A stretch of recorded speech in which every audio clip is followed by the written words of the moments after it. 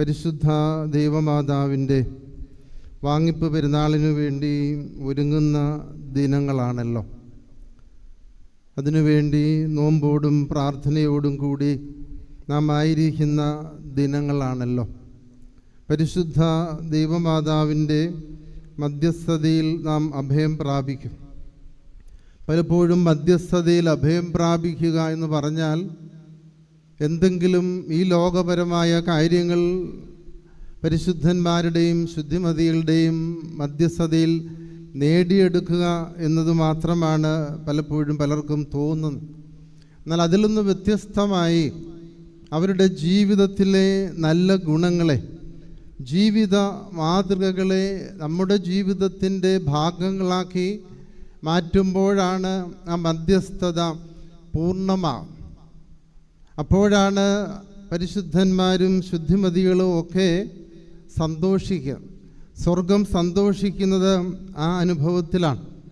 അതുകൊണ്ട് ആ ഒരു അനുഭവത്തിലേക്ക് വളരുവാൻ തക്കവണ്ണം ഈ നോമ്പിൻ്റെ ദിനങ്ങൾ നമുക്ക് മുഖാന്തരമാകട്ടെ എന്ന് പ്രത്യേകമായിട്ട് പ്രാർത്ഥിക്കുന്നു. പരിശുദ്ധ ദൈവമാതാവിൻ്റെ ജീവിതത്തിലെ സവിശേഷതകളെക്കുറിച്ച് നാം പരിശോധിക്കുമ്പോൾ എത്രമാത്രം വർണ്ണിച്ചാലും വർണ്ണിപ്പാൻ ഓർമ്മിപ്പിച്ചിട്ട് എൻ്റെ വാക്കുകൾ അവസാനിപ്പിക്കാമെന്ന് ആഗ്രഹിക്കുകയാണ്. ഒന്നാമതായിട്ട് she lived in the experience of worship. ആരാധനയുടെ അനുഭവത്തിൽ ജീവിച്ച ഒരു അനുഭവമായിരുന്നു കന്യകമറിയാമിൻ്റേത്. വിശുദ്ധ ലൂക്കോസിൻ്റെ സുവിശേഷം 1-ാം അധ്യായം 29-ാം വാക്യത്തിൽ ദൈവത്തിൻ്റെ മാലാഖ വന്നിട്ട് വചനിപ്പ് നടത്തുന്നതായിട്ട് നാം അവിടെ വായിക്കുന്നു. അവിടെ പറയുന്നത് അവൾ ആ ദൂതൻ്റെ വാക്ക് കേട്ട് ഭയപ്പെട്ടു, ഇതെന്തൊരു വന്ദനം എന്ന് പറഞ്ഞു എന്നാണ്. ആ ദൂതൻ്റെ വചനം കേട്ടിട്ട് ഭയപ്പെടുന്ന ഒരു മാലാഖ. എന്നാൽ ലൂക്കോസിൻ്റെ സുവിശേഷം 1-ാം അധ്യായം 13-ാം വാക്യത്തിൽ ഇതേ മാലാഖ സഖറിയ പുരോഹിതൻ്റെ അടുക്കൽ ചെന്നിട്ട് ധൂപപീഠത്തിൻ്റെ വലതുഭാഗത്ത് നിന്നുകൊണ്ട് യോഹന്നാൻ സ്നാപകൻ്റെ ജനനത്തെക്കുറിച്ച് അറിയിക്കുമ്പോൾ അതിനെക്കുറിച്ച് പറയുന്നത് സഖറിയാവ് ദൂതനെ കണ്ടിട്ട് ഭയപ്പെട്ടു എന്നാണ്. രണ്ടും വളരെ വ്യത്യസ്തമാണ്. മറിയാം ദൂതനെ കണ്ടിട്ടല്ല ഭയപ്പെടുന്നത്, മാലാഖയുടെ സന്ദേശം കേട്ടിട്ട് ഭയപ്പെടുകയാണ്. ഇതിനെക്കുറിച്ച് പിതാക്കന്മാർ പറയുന്നത് ഈ മാലാഖയുടെ സാന്നിധ്യം മറിയാമിനെ സംബന്ധിച്ച് ഇതാദ്യമല്ല. ജീവിതത്തിൻ്റെ ഇതുവരെയുള്ള പല സന്ദർഭങ്ങളിലും മാലാഖയുടെ സാന്നിധ്യം മറിയാം അറിഞ്ഞിരുന്നുവെന്നാണ്. മാലാഖയുടെ സാന്നിധ്യം പിതാക്കന്മാർ പറയുന്നത് ദൈവ സാന്നിധ്യമാണ്. ഉൽപ്പത്തി പുസ്തകം 28-ാം അധ്യായത്തിൽ അവിടെ ഗോത്രപിതാവായ യാക്കോബ് ഒരു ദർശനം കാണുന്നു. ലൂസ് എന്ന് പറയുന്നതായ സ്ഥലത്ത്, പിന്നീട് ബഥേൽ എന്ന് വിളിക്കപ്പെടുന്ന സ്ഥലത്ത് കിടന്നുറങ്ങുമ്പോൾ സ്വർഗത്തോളം എത്തിയിരിക്കുന്ന ഒരു ഗോവണി, അതിൽ കൂടി മാലാഖമാർ കയറുകയും ഇറങ്ങുകയും ചെയ്യുന്നതായിട്ട് കാണുകയാണ്. ഉറക്കമുണർന്നിട്ട് യാക്കോബ് പറയുകയാണ്, ദൈവത്തിൻ്റെ ആലയമല്ലാതെ മറ്റൊന്നുമല്ല. ഈ അനുഭവത്തെക്കുറിച്ച് കർത്താവ് ശിഷ്യന്മാരോട് പറയുന്നു. യോഹന്നാൻ്റെ സുവിശേഷത്തിൽ അവിടെ കർത്താവിൻ്റെ അടുക്കലേക്ക് നഥാനിയേൽ വരുമ്പോൾ കർത്താവ് പറയുന്നുണ്ട്, ഇതാ സാക്ഷാൽ ഇസ്രായേലിനുവിൽ കാപഠ്യമില്ല. അപ്പോൾ അദ്ദേഹം ചോദിക്കുന്നുണ്ട് കർത്താവിനോട്, നീ എന്നെ എവിടെ വെച്ചാണ് അറിയുന്നത്? അപ്പോൾ കർത്താവ് പറയുന്നു, നീ അത്തിയുടെ കീഴിലിരിക്കുമ്പോൾ ഞാൻ നിന്നെ അറിഞ്ഞുവെന്നൊക്കെ പറയുമ്പോൾ അവൻ പറയുന്നുണ്ട്, നീ സാക്ഷാൽ ദൈവപുത്രനാണ്. അപ്പോൾ കർത്താവ് പറയുന്നു, അത്തിയുടെ കീഴിൽ ഇരുന്നപ്പോൾ ഞാൻ നിന്നെ കണ്ടു എന്ന് പറയുന്നത് കൊണ്ടൊന്നും നീ അത്ഭുതപ്പെടേണ്ട, ഇതിൽ വലുത് നീ കാണും. സ്വർഗം തുറന്നിരിക്കുന്നതും മാലാഖമാർ ദൈവപുത്രൻ്റെ അടുക്കൽ വരികയും പോവുകയും ചെയ്യുന്നത് നിങ്ങൾ കാണുമെന്ന് പറയുന്ന ഒരു കർത്താവ്. അത് ആരാധനയുടെ ഒരു അനുഭവമാണ്. അപ്പോൾ അതേ അനുഭവത്തിലാണ് കന്യകമറിയാം തൻ്റെ ജീവിതം കഴിച്ചു കൂട്ടിയത്. ശ്രീപാദ നമസ്കാരത്തിൽ പ്രഭാത പ്രാർത്ഥനയെ നമ്മൾ പാടുന്നുണ്ട്. പ്രാർത്ഥിപ്പാനായി കന്യകമറിയാൻ നിൽക്കുമ്പോഴാണ് ദൈവത്തിൻ്റെ ദൂതൻ വന്നതെന്ന് പറയുകയാണ്. ആരാധനയുടെ അനുഭവം നമ്മുടെ ജീവിതത്തിൽ ഉടനീളമുണ്ടാകും. അത് ആരാധനയുടെ സമയത്തിൽ ദൈവാലയത്തിൽ വരുമ്പോൾ മാത്രമല്ല, ദൈവസാന്നിധ്യ ബോധം ജീവിതത്തിൽ ഉടനീളം പാലിക്കുമ്പോഴാണ് നമ്മുടെ ജീവിതം അർത്ഥപൂർണമാകും. ദൈവസാന്നിധ്യ ബോധത്തിൻ്റെ അനുഭവത്തിൽ ജീവിച്ച കന്യകമറിയാം അത് ജീവിതത്തിൽ ഉടനീളം നിലനിർത്തുന്നുണ്ട്. ദൈവപുത്രൻ്റെ പരസ്യ ശുശ്രൂഷ തൊട്ട് മാത്രമല്ല, കർത്താവിൻ്റെ ഉയർപ്പിന് ശേഷവും കന്യകമറിയാമിൻ്റെ സാന്നിധ്യം സഭയുടെ ആരാധനാ സമൂഹത്തിൽ കാണുന്നു. അപ്പോസ്തല പ്രവൃത്തികൾ വായിക്കുമ്പോൾ 1-ാം അധ്യായം 14-ാം വാക്യത്തിൽ പറയുന്നത് അവിടെ ശ്ലീഹന്മാരോട് ചേർന്ന് നിൽക്കുന്ന ഒരു കന്യകമറിയാമിനെയാണ്. സഭയുടെ ആദ്യ കാലഘട്ടത്തിൽ സഭയുടെ പ്രത്യേക ശ്രദ്ധാകേന്ദ്രമായിരുന്നു കന്യകമറിയാം. തന്നെക്കുറിച്ചുള്ള ദൈവത്തിൻ്റെ പ്ലാനും പദ്ധതിയും അനുസരിച്ച് ജീവിതത്തെ ക്രമപ്പെടുത്തുവാൻ തക്കവണ്ണം കന്യകമറിയാം ശ്രമിച്ചിരുന്നു എന്നുള്ളതാണ്. പുത്രൻ തമ്പുരാനെ ലോകത്തിൽ ജനിക്കുവാനായിട്ട് അതുമാത്രമാണ് തൻ്റെ ഉത്തരവാദിത്വമെന്ന് തിരിച്ചറിഞ്ഞുകൊണ്ട് അതിൽ കൂടുതലായിട്ടുള്ള ഉത്തരവാദിത്വം തന്നിൽ കൂടെ ദൈവം പ്രതീക്ഷിക്കുന്നുണ്ടെന്ന് തിരിച്ചറിഞ്ഞിട്ട് തൻ്റെ ജീവിതം പൂർണ്ണമായും ദൈവത്തിന് സമർപ്പിച്ച ഒരനുഭവം, സഭയോടും ദൈവത്തോടുമുള്ള ആ ഒരു ബന്ധമാണ് അവിടെ കാണുന്നത്.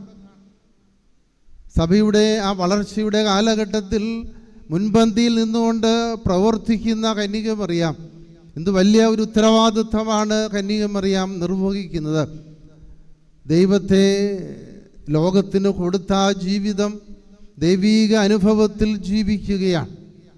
ദൈവത്തിൽ ആശ്രയിച്ചുകൊണ്ടുള്ള അവളുടെ ജീവിതം വിശുദ്ധിയുടെ അനുഭവത്തിൽ വളരുവാൻ തക്കവണ്ണം കന്യകമറിയാം ഉപയോഗിച്ചു എന്നുള്ളതാണ്.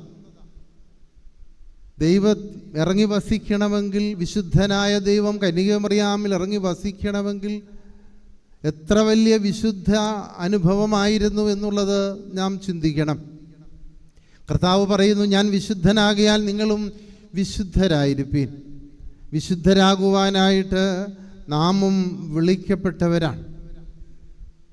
പാപം ചെയ്യുവാൻ സാധ്യതയുള്ള ഒരു സാഹചര്യത്തിൽ പാപം ചെയ്യാതിരിക്കുവാൻ തക്കവണ്ണം കന്യകമറിയാം ശ്രമിച്ചിരുന്നു എന്നുള്ളതാണ്.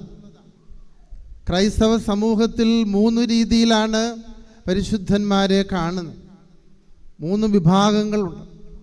ഒന്ന് കത്തോലിക്ക വിഭാഗം. അവർ പറയുന്നു കന്യകമറിയാമിന് പാപം ചെയ്യുവാനായിട്ട് സാധ്യതയില്ലാത്ത ഒരു സാഹചര്യത്തിലാണ് കന്യകമറിയാം ജനിച്ചത്, അതുകൊണ്ട് പാപം ചെയ്യാതെ കന്യകമറിയാം ജീവിച്ചു. പ്രൊട്ടസ്റ്റന്റുകാർ കന്യകമറിയാമിന് വലിയ പ്രാധാന്യമൊന്നും കൊടുക്കുന്നില്ല. എന്നാൽ ഓർത്തഡോക്സ് സഭകൾ പറയുന്നത് പാപം ചെയ്യാൻ സാധ്യതയുള്ള ഒരു സാഹചര്യത്തിൽ പാപം ചെയ്യാതെ ഇരിക്കുവാൻ തക്കവണ്ണം കന്യകമറിയാം ശ്രമിച്ചു എന്നുള്ളതാണ്. അത് വളരെ ശ്രമകരമാണ്, കൂടുതൽ എഫേർട്ട് ആവശ്യമാണ്.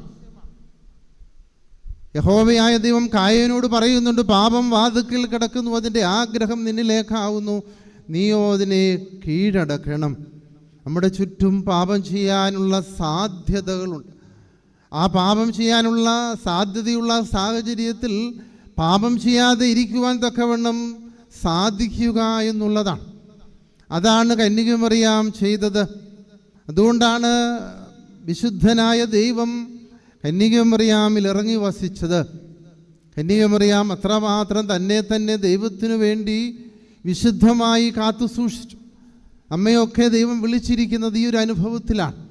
നമ്മുടെയൊക്കെ ഉള്ളിൽ ദൈവം വസിക്കുന്നുണ്ട്, വസിക്കുവാനായി അവൻ ആഗ്രഹിക്കുന്നു. മാമോദീസ വഴിയായി കർത്താവിനോട് ചേർന്ന് നമ്മോട് ദൈവം ചേർന്ന് വസിപ്പാനായി ആഗ്രഹിക്കുന്നു. അവൻ നമ്മിൽ ഓരോ കുർബാന വഴിയായി അവൻ നമ്മിൽ ഇറങ്ങി വസിക്കുകയാണ്. ആ ദൈവം നമ്മിൽ ഉണ്ടോ എന്ന് പരിശോധിക്കുവാനായിട്ട് നമുക്ക് സാധിക്കണം.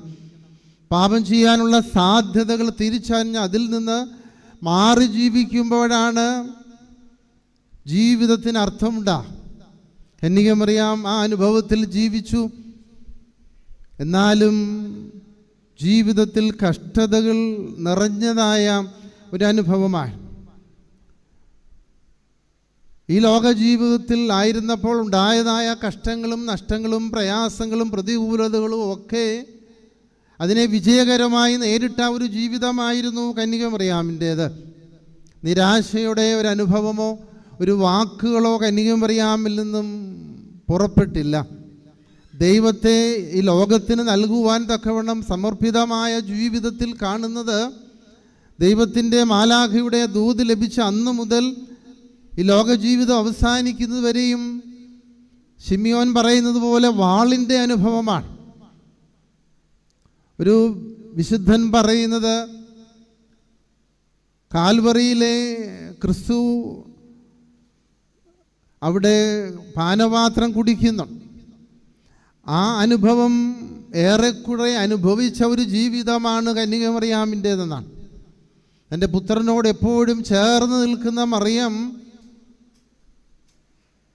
പുത്രൻ്റെ ജീവിതത്തിലെ അനുഭവങ്ങളെയും താൻ മനസ്സിലാക്കി എന്നുള്ളതാണ്. തൻ്റെ ജീവിതത്തിൽ പ്രതികൂലതകൾ വന്നപ്പോൾ, പല രീതിയിലുള്ളതായ പ്രയാസങ്ങൾ വന്നപ്പോൾ അവിടെയൊന്നും പതറിയില്ല. ദൈവത്തോട് ചേർന്ന് നിന്നാൽ നമ്മുടെ ഈ ലോക ജീവിതത്തിൽ കഷ്ടതകൾ മാറിപ്പോകുമെന്ന് നാം തെറ്റിദ്ധരിക്കരുത്. ദൈവത്തോട് ചേർന്ന് നിന്ന പല രീതിയിലുള്ളതായ ക്ലേശങ്ങളും പ്രതികൂലതകളും പരീക്ഷണങ്ങളും അടിക്കടി വന്നുകൊണ്ടേയിരിക്കും. വിശുദ്ധ യോഹന്നാൻ്റെ സുവിശേഷം 16-ാം അധ്യായം 33-ാം വാക്യത്തിൽ കർത്താവ് പറയുന്നുണ്ട്, ഭയപ്പെടേണ്ട, ഞാൻ ലോകത്തെ ജയിച്ചിരിക്കുന്നു. നിങ്ങൾക്കും ലോകത്തിൽ കഷ്ടമുണ്ട്. കഷ്ടമില്ല എന്നല്ല കർത്താവ് പറഞ്ഞു. താനും ഈ ലോകത്തിലെ കഷ്ടതകളെ അതിജീവിച്ചുവെന്ന് കർത്താവ് നമുക്ക് ഉറപ്പ് നൽകുകയാണ്. അവൻ നമുക്ക് മുന്നറിയിപ്പ് നൽകുകയാണ്. ഈ ഒരു അനുഭവം തിരിച്ചറിഞ്ഞവളാണ് കന്യകമറിയാം. തൻ്റെ ജീവിതത്തിൽ ആത്മീയമായി വളരാനുള്ള ചവിട്ടുപടികളായി ജീവിതത്തിലെ കഷ്ടതകളെ കന്യകമറിയാം കണ്ടു. നാമൊക്കെ കന്യകമറിയാമിൻ്റെയൊക്കെ മധ്യസ്ഥതയിൽ അഭയം പ്രാപിക്കുമ്പോൾ, നമ്മുടെ ജീവിതത്തിൽ കഷ്ടതകൾ മാറിപ്പോകാത്ത അനുഭവം ഉണ്ടാകുമ്പോൾ നമുക്ക് തോന്നാം, എന്ത് മധ്യസ്ഥതയാണ്, എന്ത് പരിശുദ്ധിയാണ്, എന്ത് ദൈവമാണ്, നമ്മുടെ പ്രാർത്ഥനകളൊന്നും കേൾക്കുന്നില്ലല്ലോ എന്ന് നമുക്ക് തോന്നും. എന്നാൽ കഷ്ടതകളെ മാറ്റിക്കളയാമെന്ന് കർത്താവ് പറഞ്ഞിട്ടില്ല. കഷ്ടതകളെ അതിജീവിപ്പാനായിട്ടുള്ള കൃപ നൽകാമെന്നാണ് കർത്താവ് വാഗ്ദാനം ചെയ്തിരിക്കുന്നത്. ഗത്സമനയിൽ പിതാവിനോട് പ്രാർത്ഥിക്കുന്ന പുത്രൻ തമ്പുരാൻ, കഴിയുമെങ്കിൽ ഈ പാനപാത്രം എങ്കിൽ നിന്ന് മാറ്റണമേ എന്ന് മരണത്തെ മാറ്റുവാനായി പ്രാർത്ഥിക്കുന്ന കർത്താവ്. ഇതിനെക്കുറിച്ച് എബ്രായ ലേഖന കർത്താവ് പറയുന്നുണ്ട്. 5-ാം അധ്യായം 7-ാം വാക്യത്തിൽ പറയുന്നുണ്ട്, മരണത്തെ മായ്ച്ചു കളയുവാൻ കഴിവുള്ളവനായ പിതാവിൻ്റെ സന്നിധിയിൽ പുത്രൻ തമ്പുരാൻ പ്രാർത്ഥിച്ചു, അവൻ്റെ പ്രാർത്ഥന കേട്ടുവെന്നാ പറഞ്ഞു. എന്നിട്ടും മരണത്തെ മാറ്റിക്കളയുകയല്ല ചെയ്തത്. യോഹന്നാൻ്റെ സുവിശേഷം അനുസരിച്ച് അവിടെ ഒരു മാലാഖ വന്നിട്ട് അവനെ ശക്തിപ്പെടുത്തുകയാണ്. മരണത്തെ സ്വീകരിക്കുവാനും അതിനപ്പുറമായിട്ടുള്ള പുനരുദ്ധാനത്തിൻ്റെ അനുഭവം പുത്രൻ തമ്പുരാന് ലഭിക്കുകയാണ്. പരിശുദ്ധനായ പൗലോസ്ലീഹായ പ്രാർത്ഥിച്ചപ്പോൾ പൗലോസ്ലീഹായോടും കർത്താവ് പറയുന്നതാണ്. 2 കൊരിന്ത്യർ 11-ാം അധ്യായത്തിൽ നാം വായിക്കുന്നുണ്ട്, തൻ്റെ ജീവിതത്തിലെ മുള്ളുമാറുവാനായി 3 പ്രാവശ്യം പുത്രൻ തമ്പുരാനോട് പ്രാർത്ഥിച്ചു. 11-ാം അധ്യായത്തിൻ്റെ അവസാന ഭാഗത്തൊരു പാരഗ്രാഫ് മുഴുവനും സഭയ്ക്ക് വേണ്ടി, ക്രിസ്തുവിന് വേണ്ടി കഷ്ടതകൾ സഹിച്ച ഒരു വലിയ ലിസ്റ്റ് കാണാം പരിശുദ്ധനായ പൗലോസ് ശ്ലീഹായുടെ ജീവിതത്തിലെ. അപ്രകാരമുള്ള ഒരു ശ്ലീഹായാണ് എൻ്റെ ജീവിതത്തിലെ മുള്ളുമാറാനായി പ്രാർത്ഥിച്ചത്. അപ്പോൾ പറയുകയാണ്, അത് അവിടെ ഇരുന്നു കൊള്ളട്ടെ എന്ന് പറയുകയാണ്. എൻ്റെ കൃപ നിനക്ക് മതി, എൻ്റെ ശക്തി ബലഹീനതയിൽ തികഞ്ഞു വരുന്നുവെന്ന് പറഞ്ഞ് പഠിപ്പിക്കുന്ന ഒരു കർത്താവ്. പൗലോസ് ശ്ലീഹ പറയുന്നു, ദർശന ആധിക്യത്താൽ ഞാൻ അഹങ്കരിച്ചു പോകാതിരിക്കാനായിട്ട് എൻ്റെ ജഡത്തിലൊരു ശൂലം തന്നിരിക്കുന്നുവെന്ന് ഏറ്റുപറയുകയാണ്. തൻ്റെ ജീവിതത്തിൽ വേദനകൾ തന്നിരിക്കുന്നത് അഹങ്കരിച്ചു പോകാതിരിക്കാനായിട്ടാണ്, ദൈവത്തിങ്കിലേക്ക് അടുത്തു വരാനായിട്ടാണ് എന്ന് പൗലോസ് ശ്ലീഹ തിരിച്ചറിയുകയാണ്. ഇതേ അനുഭവം തന്നെയാണ് പരിശുദ്ധ കന്യകമറിയാമിൻ്റെ ജീവിതത്തിലും.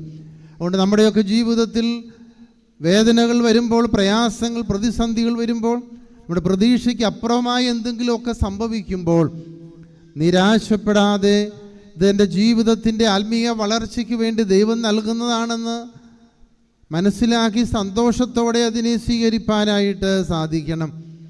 അതുപോലെ തന്നെ വരും തലമുറയെ ദൈവമുള്ള കുഞ്ഞുങ്ങളായി വളർത്തുവാനും നമുക്ക് സാധിക്കണം. കന്യാമറിയാമിനെ പോലെയുള്ള അമ്മമാരും യൗസേപ്പ് പിതാവിനെ പോലെയുള്ള അപ്പന്മാരും ഉണ്ടെങ്കിൽ മാത്രമേ അനുഗ്രഹിക്കപ്പെട്ട മക്കൾ, യേശു കുഞ്ഞിനെ പോലെയുള്ള മക്കളുണ്ടാകത്തുള്ളൂ. അതുകൊണ്ട് മാതാപിതാക്കന്മാർ ദൈവഭയമുള്ളവരായി, ദൈവചിന്തയുള്ളവരായി, ദൈവത്തോട് ചേർന്ന് നിൽക്കുന്നവരായി തീരുമ്പോൾ നമ്മുടെ കുഞ്ഞുങ്ങൾ അനുഗ്രഹിക്കപ്പെട്ടവരായി തീരും.